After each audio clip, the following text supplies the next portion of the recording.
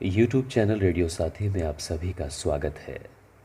आज मैं लेकर हाजिर हूँ अपनी पहली कहानी, जिसके हीरो हैं रैपर, लेखक और समाज सेवी पैरा बैरेट।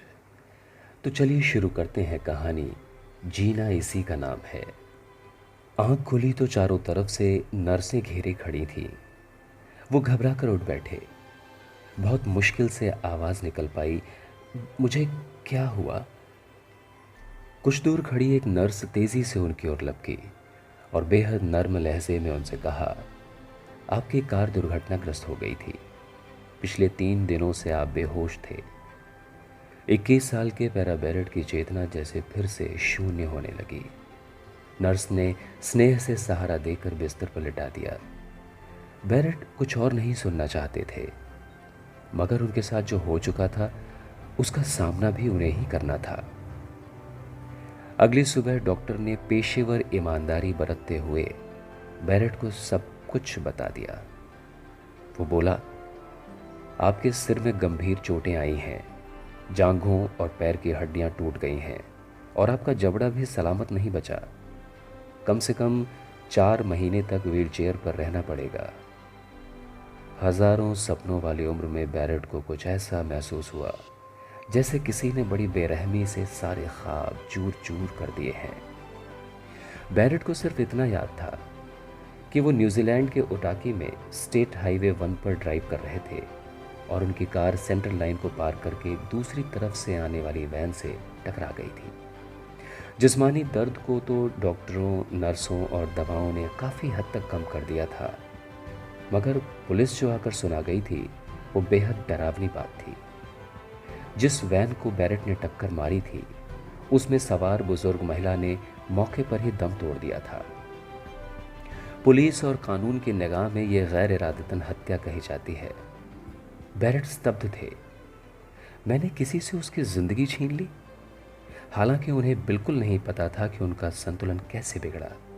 न तो उनकी स्पीड बहुत ज़्यादा थी और न ही उन्होंने शराब पी रखी थी, मगर जो घट चुका था उसकी पीड़ा असह्य थी।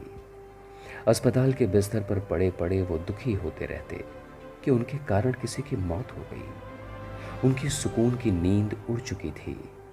बार बार यही सोचते, वो महिला ही क्यों, मैं क्यों नहीं। 2 हफ्ते अस्पताल में बिताने के बाद बैरेट घर चले आए, मगर एक बेचैनी भी साथ साथ चली आई थी। माँ पापा दोनों तसल्ली देते, मगर वो ऊपरी मरहम का काम करता।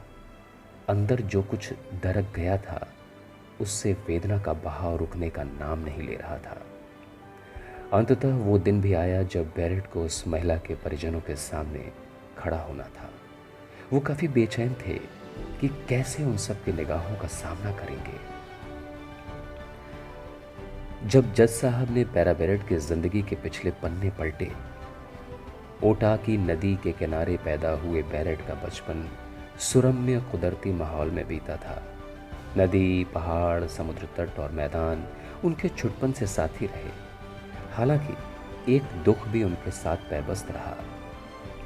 बैरेट जिस स्कूल में पढ़ने गए थे वहाँ 2 बड़ी बहनों के स्मारक थे। उनका सामना उससे हुआ। 6 और 8 वर्ष की वे दोनों बहनें बैरेट के जन्म से 1 साल पूर्व ही कैपिटी द्वीप के तट पर डूब गई थीं। इस तरह वो अपनी दिवंगत बहनों से जुड़े किस्सों के साथ एक संजीदा बच्चे के रूप में बड़े हुए। बैरेट के पिता के पास बहुत पैसे तो नहीं थे, फिर भी उन्होंने अपने भाइयों की तरह ड्रग्स बेचने या लूट मार का गलत रास्ता नहीं चुना, बल्कि मेहनत मशक्कत करके अपने बच्चों की परवरिश की। बैरेट ने भी पिता का मान रखा, पढ़ाई में खूब मेहनत की। बचपन से रैपर बनने का ख्वाब देखने वाले बैरेट ने स्कूली ज़िंदगी में एक एल्बम भी रिकॉर्ड कर लिया था। फिर वो उच्च शिक्षा के लिए विक्टोरिया यूनिवर्सिटी वेलिंगटन आ गए। यूनिवर्सिटी में वो आखिरी साल था और उनके हाथों ये हादसा हो गया।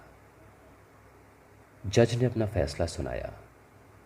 बैरेट, अदालत मानती है कि वो एक दुर्घटना ही थी और तुमने जो किया है उसके साथ शेष जीवन जीना ही तुम्हारी सज़ा है। इस रिहाई ने बैरेट की ज़िंदगी बदल दी। वो हादसा तो ताउम्र साथ रहने वाला था, उन्होंने संगीत और लेखन में अपने ख्यालों को पिरोना शुरू किया। फिर उनकी मुलाकात डैनियल से हुई। उन्होंने उनके साथ अपना गुज़रा कल साझा किया। सांत्वना और प्रेम लिए डैनियल उनकी ज़िंदगी में शामिल हो गईं। दोनों 2 बच्चों के माता पिता भी बने। मगर बैरेट ज़िंदगी का असली मोल समझ चुके थे। उन्हें दूसरों की खुशियों में जीना था। एक दिन उन्होंने अपने किसी दोस्त के मुंह से सुना कि वो ऑकलैंड में ज़रूरतमंद बच्चों को क्रिसमस गिफ्ट देने में मदद कर रहा है। ये बात दिल को छू गई। बैरेट पत्नी और अपने बैंक के साथियों से मदद मांगते हैं। सब हंसी खुशी साथ हो लेते हैं। अब वो हर एक साल हज़ारों गरीब बच्चों को सेंटा क्लॉज बनकर क्रिसमस गिफ्ट बांटते हैं।